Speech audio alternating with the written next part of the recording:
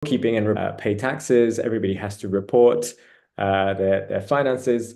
And so we also help you to make that very easy as well.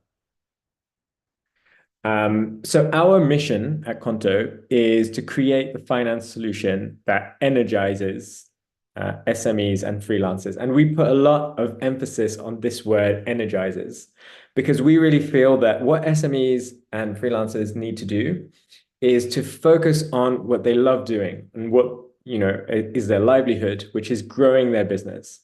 And what we want to allow them to do is to spend less time on those annoying admin, finance tasks, approvals, and spend more time growing their business, doing what they love doing. So this concept of energize is all throughout the company.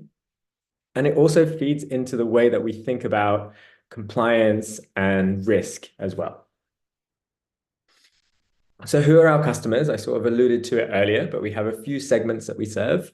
So one is sort of self-employed freelancer. So this could be, somebody who has an arts and crafts business on Shopify, or it could be a freelance graphic designer. It could be a copywriter. So anybody who's sort of working on their own. Then we have micro enterprises. This is actually the backbone of our customer base.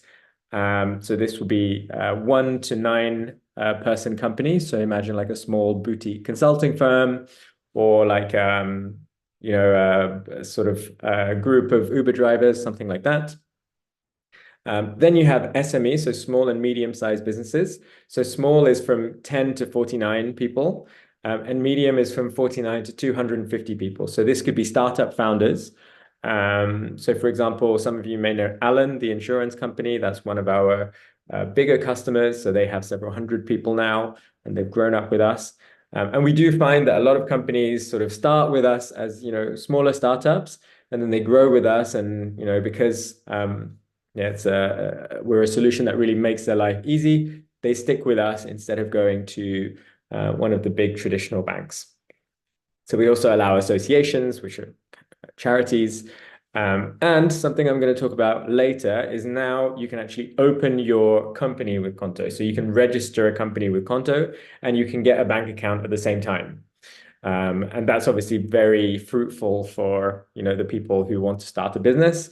But it's also great for us because it means that they start their journey with us. And Qonto is there with them right from the beginning, and they can grow with us as well. Okay. Quick question actually to the audience. How do you think that Qonto makes money? If you have a rough idea, you can type your comment into the chat bar.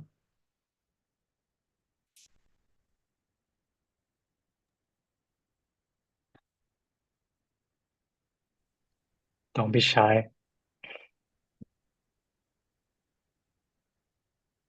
So as I said, we're not a bank, we're a financial institution. So that kind of gives you a clue.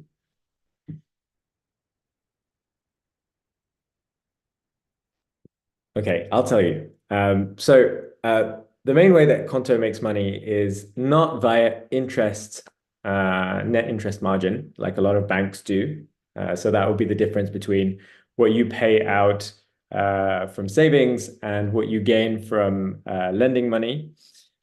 We actually make the majority of our revenue through card interchange.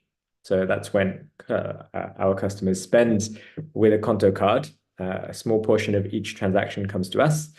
And subscriptions. So Qonto is primarily a subscription business. So we have a number of plans that you choose from based on your company size and what you're looking to do. And the way that Qonto is set up is actually much more like a SaaS model than a banking model. And we'll have a look at what that means for how we approach product development in a short while. So a bit about our journey so far. So Qonto started in 2016, and the first launch in France was actually in 2017. So that was on top of a core banking provider that we were using at the time. So we used that to launch very quickly. The next year, we got our payment institution license, which is what allows us to operate as a financial institution in Europe. Then we started opening in our different countries. So we opened Spain and Italy in 2019 and Germany in 2020. And we also built our own core banking system so that we were no longer relying on a banking as a service provider, a third party. And we actually did build everything ourselves, and that's been a very good investment. It's really allowed us to A, go much faster, but B, also be much more nimble when it comes to product development. So 2021, we launched Google Pay and Apple Pay. 2022, we raised our last funding round, which was the Series D. It gave us a 4.4 billion valuation. And we also acquired a fantastic company here in Berlin, where I am, called Penta, which is also a neobank here in Berlin. And that really supercharged our growth in the German market. And now, 2023, we're 1,300 Qontoers and 400,000 customers. So the plan in 2025 is to be the undisputed European winner. So going really deeper in all of our markets and maybe opening up some new markets on the way. So yeah, very exciting time to be part of the company. And we do things a bit differently at Qonto. So what I'm showing you here is a slide comparing our NPS, our Net Promoter Score. So it roughly correlates to the satisfaction that customers have with our products versus the NPS of some of the traditional banks. So these would be some of our competitors. So there's Deutsche Bank in Germany, -11, Société Générale -10, Crédit Mutuel a bit better, and Santander a bit better. Just to give you a bit of perspective, Apple, so one of the greatest consumer companies in the world, has an NPS of around 60. So having this NPS of 75 is something that we're very, very proud of. And it's our North Star metric, this is the thing which is telling us that we're doing a great job for our customers. And everything we do needs to feed into making this NPS better. All right, so now I'm going to get to the crux of the talk today. And I will start with some of the theory, some of the boring stuff, but I'll try to go quite quickly. So how is Qonto regulated? So we're dealing with two very important commodities here, people's money and people's data. And so we are regulated by ACPR, which is basically the French bank, French National Bank. So they have given us this payment institution license, which I mentioned earlier, and that allows us to operate. So the money part is regulated by two European directives, so PSD2 and the AML directive. And personal data is regulated by GDPR, which I'm sure most people here know. So whilst we were founded in France and our main regulator is ACPR, they have arrangements with other regulators in Europe, so BaFin in Germany, for example, where ACPR will do the audit, but BaFin will also accept the oversight that ACPR provides. So by being covered by ACPR, we're kind of regulated by all of the regulators in our different markets, so Germany, Spain, and Italy too. And when it comes to risk and compliance, as a financial institution, the goal is to not be on the front page. We had some very notable headlines in previous years about different companies falling on the wrong side of regulators. So BaFin has been sniffing around N26 for quite a while. Lemonway, a much smaller French company, was sanctioned for flaws in the AML framework. Basically, you have to invest a lot in making sure that you stay on the right side of the regulators, because if you lose the trust of the regulators, not only do you have to pay fines and you have to be subject to more stringent regulation, but you also lose the trust of your customers. Imagine they see tomorrow on the front page that Qonto is not protecting its customers' funds. Well, we all saw what happened to SVB a few months ago. As soon as that happens, customers start withdrawing money, and then it's a vicious cycle. So something very, very important. We take it incredibly seriously, that we have to look after our customers' money and customers' data. So we collaborate very closely with the ACPR on that. But the real question I wanted to look into today was, does the fact that we collaborate closely and that we're so careful with our customers' money and data mean that our product development is impeded?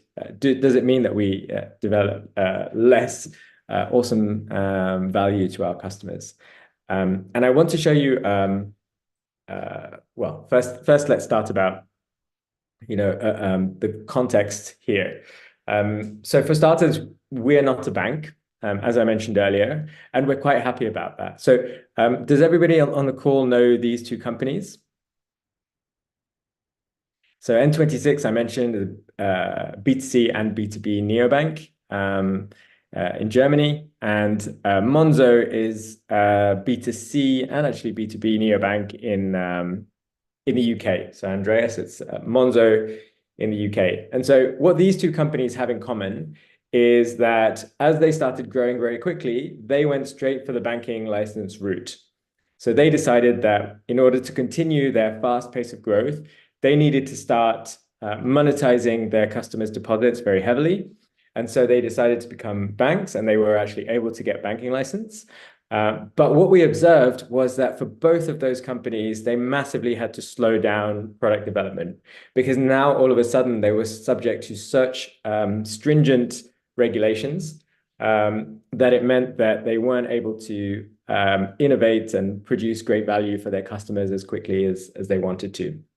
And so we sort of took a look at that, or the founders of Qonto, and fintechs have actually shown that they can continue growing very quickly without a banking license. And so this is what I was talking about earlier, this sort of subscription model where you're actually delivering customers value beyond just sort of monetizing their deposits. And so what Revolut, and I would say ourselves, have managed to do is to sort of continue delivering this value every single month to our customers and really justifying the subscription fee that they pay for us. As you know, the tricky thing about being a SaaS platform is that you are relatively replaceable. There's money coming out of the customer's account every month. They're actually paying for you, and so they expect to have value for that. And so we have to always keep innovating, keep producing for our customers. And with small business owners and founders, everybody has this kind of internal hourly rate, right? So they think to themselves, okay, so 1 hour of my time is roughly worth X euros. And so the way that we sort of think about it is that you have to, deliver enough value or enough time saving to a founder, let's say, in order for them to continually justify the subscription fee that we're paying. So that's what I mean by saying we want to energize our customers. We want to energize business owners so that they can actually focus on growing their business. And if we do that, then the return on investment for them on choosing Qonto over, let's say, a free traditional bank becomes very obvious. Revolut does have a banking license in Lithuania. I think you're right. And it's passported into certain countries, but they haven't managed to get a banking license in the UK yet. They're trying very hard now, actually. But they still have some gaps to make up in their application. All right. So now I'm going to take you through a couple of examples of how we work very closely with our risk and compliance team to build awesome products for our customers. And it's not always easy. As I mentioned earlier, now customers can actually create their business with Qonto. So this is pretty game-changing. And in France, actually, we are at a place where 1 in 6 new companies created every day in France are done via Qonto, which is absolutely amazing. So we're having genuinely a huge impact on new businesses in France and driving entrepreneurship. And in France, it's actually pretty easy because they have a digital public source, which allows the creation of a company registration document. This is called a KBIS document. So we can simply, talk to that digital public source, get the KBIS for them, and within one day, they can open up their Qonto account. So naturally, we wanted to replicate this in our second biggest market, which is Germany. And Germany, by the way, I don't know if you know, the backbone of Germany is actually these small and medium-sized companies. It's such a significant part of the economy. And we thought to ourselves, okay, if we can provide a fully digital online solution that allows people to quickly start a company and get a Qonto account, then that would be really good for them and for our business. However, whilst there is certain European regulatory uniformity between different European countries, Germany is still a little bit more bureaucratic than France for now. And there's no digital public source where we can actually look up this company registration document. So what that meant was that company creators were sort of signing up for a Qonto account, but then we had to stop them. And it took 3 months for them to actually then go and get the company registration, get it signed by the notary, and then we could open an account for them. And they were not very happy about it. So this is a quote from one of our customers. As you can see, he's not very happy. It's taking him weeks and weeks, and he's losing money and becoming very frustrated indeed. So we knew that we had to try to improve the situation. We had to try to make things, better for customers trying to create a company in Germany. And so we added, with the collaboration of our risk and compliance team, who, I have to say that they're very sort of product-minded people. They're always looking for ways to find solutions. Sometimes risk and compliance, the stereotype is they're saying, no, you can't do this. Like, we really have to be careful. But we have very collaborative way of working with our risk and compliance team.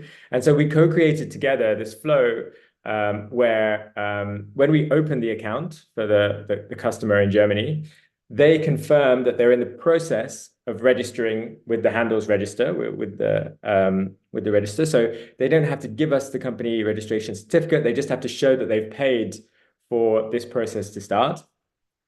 So then we open the account and they can do all of their actions on the bank account. And we give them 90 days to provide us with the certificate. If we don't receive a certificate in 90 days, then we suspend the account to manage our risk. But you see how we actually brought the waiting time down for Germany company creators from months to less than a day. And we did that by, yes, accepting a little bit more risk, but we really ran the analysis with the risk and compliance team. And we figured out that this 90-day period allows us to take a sufficiently low amount of risk. And the upside is very high in terms of our customers, because they can start doing their banking and they can basically start business operations right away. So the second case study I'm going to share with you is around e-invoicing. So I'm not sure if anyone here knows what e-invoicing is. I'm gonna tell you about it. It's a term that you're probably going to hear quite a lot in the next few years. But actually, I'm going to start with the story of our invoicing feature. So we were primarily a banking solution, but we wanted to expand into doing more things for business owners. And one of the things that they were really asking us for was the ability to send invoices directly from their Qonto account. And if you think about it, this makes a ton of sense, because your Qonto account is where you do all of your banking. You want to receive your payments directly into there. You want to be able to match incoming transactions with invoices so that your bookkeeping is already done and you can send that off to your accountant. So there was a lot to win from doing invoicing.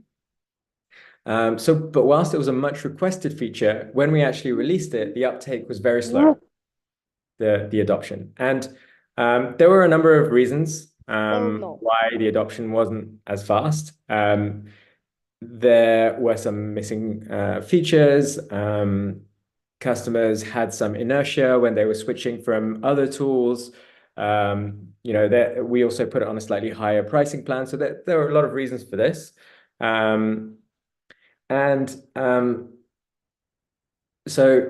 to tell you about e-invoicing. So e-invoicing is a new EU directive, and it's primarily brought in to crack down on VAT fraud. So the EU have brought this in. And what it's going to do is it's going to force every single small business to send an invoice to another.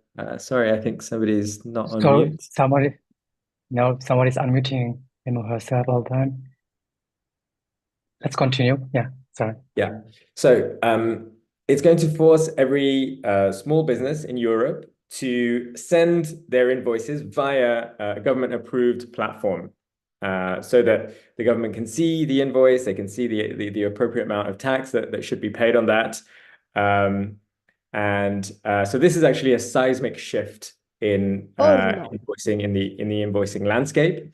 And so now we have our invoicing tool, which is still relatively low adoption. But there's this huge opportunity with e-invoicing, and the EU governments are going to be looking for partners who can actually help to facilitate the sending of these invoices and be approved partners. So Italy was one of the first countries to move on this. And we took a bit more of a wait and see approach in Italy. We basically waited for other providers to get the licensing to do e-invoicing. And then we decided to go in after that. But unfortunately, because those providers had the first mover advantage, we were not able to get really high adoption on e-invoicing. So now the same thing is happening with France. So the French government is bringing in e-invoicing, and they're actually launching a trial program later this year. And this time we saw what happened in Italy. We didn't want it to happen again. We're taking a much more front-footed approach, and we're actually working with the government to be one of the providers in their trial program for e-invoicing. So this has been a massive effort from all of the team to get approval on this. And this positions us very, very strongly, because not only will we be one of the first movers on e-invoicing, but it also allows us to shape the technical standards for e-invoicing in France. So hopefully that's actually going to make our solution much more slick when we do release it. And the other thing is our product marketing team, our go-to-market teams, are making a really attractive pitch to those switching from their low-tech solutions. A lot of people use Google Docs and Word for their invoices. But now they're saying, okay, you're already doing your banking with Qonto, come over to Qonto. And by the way, we're going to be one of the first to actually implement e-invoicing in the EU. And you're going to have to switch to an approved provider at some point. So it makes sense for you to switch already to Qonto. So this is an example of how, regulation might seem like a pain, but you can actually use it to your advantage. We had pretty low adoption. Now there's this seismic shift in the industry, and we're positioning ourselves to, massively improve adoption. What we also have to do is really build the best possible user experience for the customer. So that's something that we're working very hard on as well. So maybe the question that you've been asking yourself, hearing all of this, is, well, this is all well and good, but Qonto is a financial institution, payment institution. Is it planning to become a bank any soon and to get that sort of, sweet revenue from net interest margin? And the answer is not yet, but we're actually testing the waters. So the main advantage of being a bank versus a financial institution is that you can lend a lot more money to your customers. You can create all of these credit products, and you can lend to your customers, and you can get the revenue from that. So we're not ready to sort of really pivot our business model to be a big lender, but we are starting to have partners, third parties, with which we're partnering to offer credit products to our customers. So we're dipping our toe in the water. We're testing how relevant it is for our customers to be able to get these sort of credit products. And that's laying the groundwork for, in the future, potentially going for that credit institution license. We also just recently unlocked a new part of our payment institution license, which is called Section 4, which allows us to do some limited lending from our book, which is really interesting. So the teams are currently working on, we released the first version of a pay later product. That's when you have a particular payment that you need to make, you can actually flex that over 3 payments, just to smooth the cash flow. So we've released that with this new part of our payment institution license, and the first feedback from that has been really positive. Okay, cool. So I'm going to stop there. That was all that I wanted to share with you today, and I will open the floor to questions. Exactly, everyone. If you could stop sharing your screen for a second. Sure. So we can, thank you very much. Thank you very much for your presentation. Super insightful. Also very impressed by the NPS. There's someone who's constantly unmuting himself. I want to apologize about that.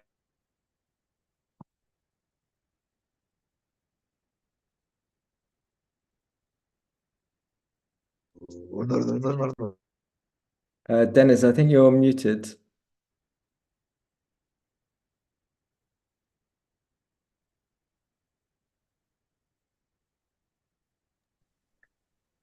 Sorry. Yes. We have some technical problems. Apologies to everyone who tuned in. Also for the person that is speaking and unmuting himself or herself. But thank you very much for listening so far. We have the Q&A session now. Please feel free to send your questions via Zoom, but you will also have the opportunity to speak up if you want to, if you joined us via Zoom. But before we are going to the Q&A session, we want to briefly talk about product people again, what I briefly already discussed in the beginning. I just want to say, introduce to you the 3 use cases that we have. The first one is a fractional product manager. So if you need on a permanent, if you're looking for a permanent position, but the hiring takes too long, then you can hire us to be like the bridge until you have your full-time permanent hire. And we will do amazing offboarding processes as well when we leave a client with a super good handover document. And so there's no gaps between knowledge gaps when we leave. We also do product coach consultancies. So what does that mean? So basically, if you have new product managers in your team that maybe do product management for the first time, we are very happy to join and teach and coach these new product managers how to do product management the best way. And last but not least, we are also very specialized in product discovery. So if you want to enter a new market or want to build like an MVP, we are very experienced in doing that as well. So these are the 3 common use cases that we offer to our clients. And these are some of our selected B2C clients that you can see here. And we also have experience with B2B clients. Some stats about ourselves. We already support ourselves. We supported over 200 teams already. And we have 42 people in the team. So we are split between product leaders and product managers with different levels. And we are very proud to say that 62% are female, as well as in leadership position, as well as product management. And these are the lovely faces for my colleagues. And hopefully one day you will have the chance and a pleasure to work with one of them or with all of them. And now we can finally go to care time. But of course, here, 1-2 last sentences. Of course, we are hiring. So if you want to work in different industries as a product manager, please don't be shy away. Apply. If you have any questions, you can also reach out to me via LinkedIn. And also, as mentioned in the beginning, we have a newsletter. So please subscribe. We're also sharing once a month the best practices in product management. And now we can go and talk about, questions. And I actually saw the first question already, which I will start with Bastian. So Bastian said, what are the advantages and disadvantages of using your internal bookkeeping tool versus a partner integration, e.g. LexOffice? What is your opinion here, Adi? Yeah, very good question. We actually do integrate with LexOffice, and many of our customers, particularly in Germany, do use LexOffice. So we actually only deal with the sort of first part of the bookkeeping flow. So that would be matching transactions and transactions to receipts and invoices. And then we allow you to either export all of that and upload it to LexOffice or a production tool, or you can directly integrate to one of these tools using one of our integrations. So we're actually trying to go further than that because we feel that there's a lot of benefit that we can get in terms of automation on bookkeeping. So we're facilitating chart of accounts. So that's sort of automatic categorization of transactions, hopefully early next year. So we're always looking at ways that we can get some synergies, some efficiencies in bookkeeping, particularly because some of our biggest promoters are actually accountants. Imagine this, you have an accountant that has, let's say, 50 customers. And if all of their customers are on one particular fintech that does a bank or that does that has all of their transactions, and they can have access to that product, which we do allow, then that just makes things much, much easier. So we're really leaning into bookkeeping, and we're really looking at it from the standpoint of how can we make things very convenient for the accountant, because we also know that that's going to be a very good acquisition tool for us in the future. Thanks a lot, Adil. Bastian has a second question, actually. For new SMEs or freelancers getting started, do you see a higher rate of engagement with your internal bookkeeping tool? Yes, for sure. Generally, with new SMEs, so with company creators, we see much higher retention and engagement. It's completely understandable, right? Like if you have a new company, you're unlikely to have other tools which you're already using. And so you go all in with Qonto just because you're paying for it and it's an all-in-one solution, and hopefully it's a good solution. So that's why those customers are so valuable for us, and that's why we were trying to open company creation in Germany. By the way, we also just launched a proof of concept for company creation in Italy and Spain, and we're hoping that that's going to be a big chunk of our customers in the coming years. Actually, I will immediately jump to the next question, which is a little bit slightly related. Ubi asks if you are expanding to the Nordic markets next year. Good question. Not next year, so it's not in the plan. So you may have heard of Pleo, which is very popular in Nordic markets. I think it's a Danish company itself. Revolut, I think, is also very popular. We actually are really happy in the markets that we're in, and we want to go much deeper in those markets before we start thinking about other ones. So we're not currently talking about Nordic markets, but we're always looking at opportunities. And one of the ways that we might do it is by merging with a particular company in that country, because what we noticed through the acquisition of Penta in Germany last year was that you have so much expertise which is specific to a local market. And if you try to copy paste what you've been doing in France and other markets, it's far less effective than if you actually go in there with a team that really knows the specificities of that market. I 100% agree. Yeah. I would go to Dawood, who said, he asked, do you foresee frustrations from loan partners once you start giving loans yourself? How would you deal with it? Yeah. Great question. Yeah, I mean, for sure, right? Like they're hoping to get as much acquisition from us. What I would say is that it's a different type of loan for now. The pay later is different to the loans that third parties are giving. And also, those third parties, like we're not their only customer. They also work with several other companies. So yeah, I think there's natural that there's going to be some overlap there. But for now, it's not super significant. All right. It's very good. Keep the question coming. We can have a lot of questions. Very excited about that. We have one from LinkedIn, which is what is the adoption rate on Pay Later? So for now, Pay Later, we've only opened it up to a very small segment of our customers. So I could give you an adoption rate, but it would not be, very indicative of what the adoption rate would be if we had opened it up to all of them. What we are doing is taking a very careful, phased approach.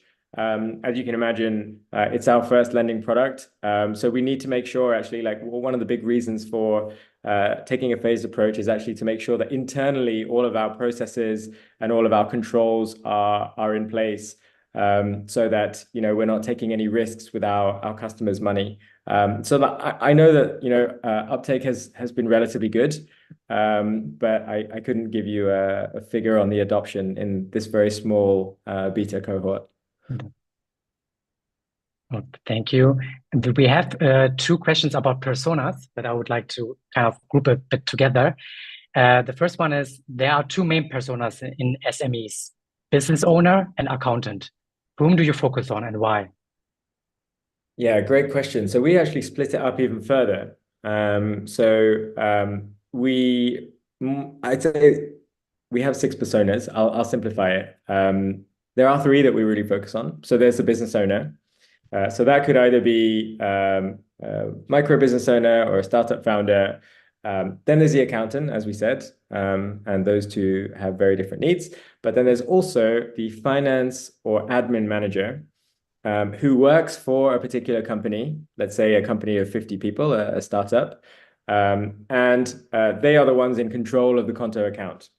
So they are the ones, chasing up the receipts, getting the books in order for financial closing. And so we also have to think very closely about them, and they have different needs to the business owner. For example, like they actually want a tool which is going to make things very streamlined for their team, because they'll have a team of people working on closing their books.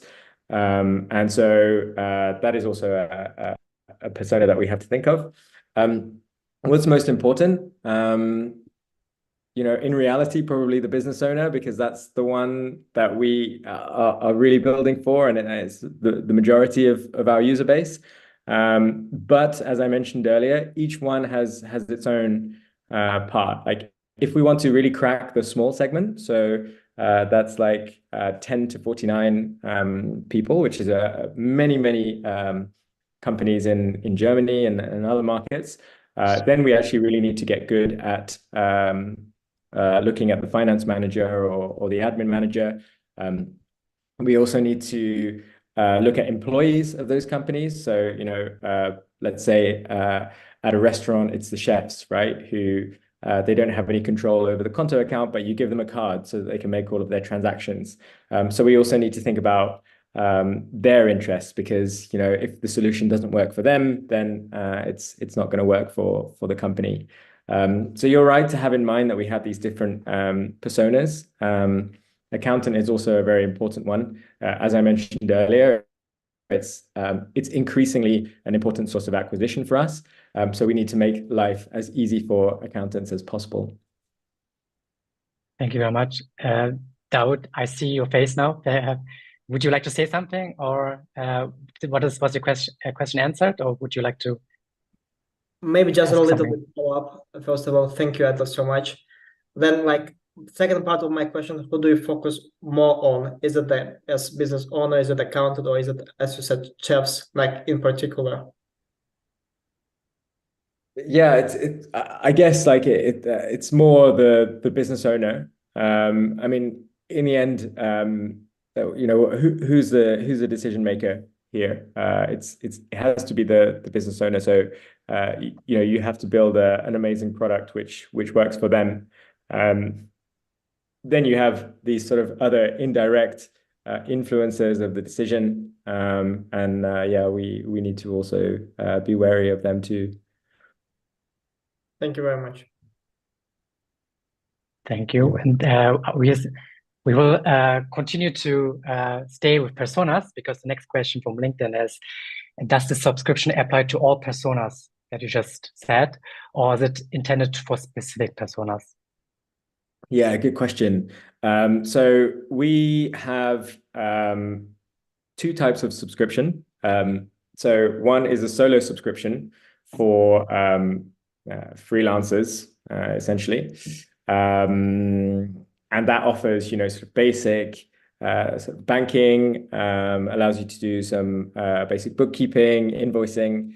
And then we also have the team solution, which is much more for these sort of micro, small, and medium businesses. And then that gets into much more complex functionality, particularly around cards, setting team budgets, and more sort of complex bookkeeping and accounting. So depending on which type of customer you are, you'll choose one plan or the other.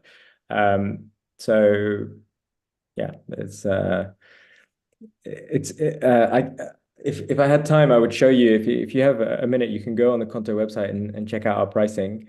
We have actually had some feedback that our pricing could be clearer, because within these two sort of solo plans and team plans, there are 3 different plans, so going up in terms of functionality and price.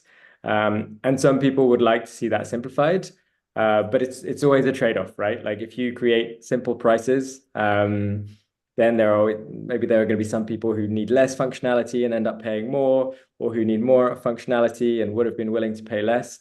So we ended up with these 6 plans, but it seems to be working pretty well for now.